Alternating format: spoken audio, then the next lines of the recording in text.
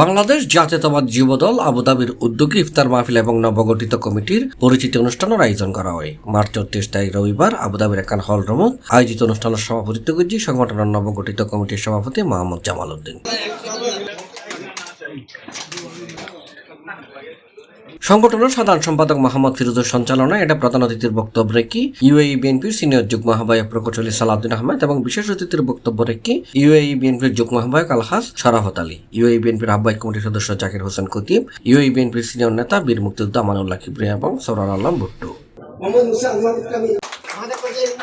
অন্যান্যের মাঝে বক্তব্য রেখে প্রকৌশলী মোহাম্মদ আলী, প্রকৌশলী লুৎফর রহমান, আবু রাসেল, আব্দুল জলিল, আনোয়ার হোসেন, সাইফুল ইসলাম, রবিল হোসেন রাশেদ, জিয়াউদ্দিন বাবলু, আবুল কালাম এবং সোহেল সহ আরো অনেকে। উপস্থিত ছিল প্রকৌশলী মিজানুর রহমান সোহেল, সালেহ গফুর ময়ূর, প্রকৌশলী আবুল কাশেম তুহিন, সালাউদ্দিন, আবুধাবি বিএনপি সমমনা সংগঠনের বিপুল সংখ্যক নেতাকর্মী ও সমর্থক। অনুষ্ঠানে 53 সদস্য বিশিষ্ট নবগঠিত কমিটির ব্যাকুণরী পরিচয় করে দিয়ে জাকির হোসেন খতিব ইফতার আগে দেশনেত্রী বেগম খালেদা জিয়ার আশু রোগ মুক্তি, শহীদ রাষ্ট্রপতি জিয়াউর রহমানের রুহুর মাগফিরাত এবং তারেক রহমানের সুস্বাস্থ্য কামনা করে দোয়া করা হয়।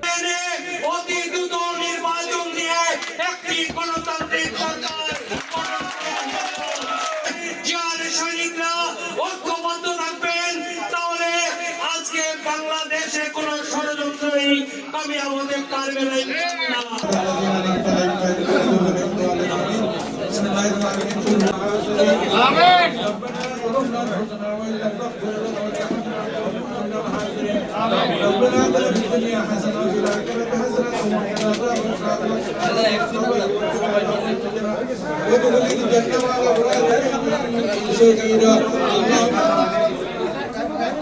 C+ TV Chittagong.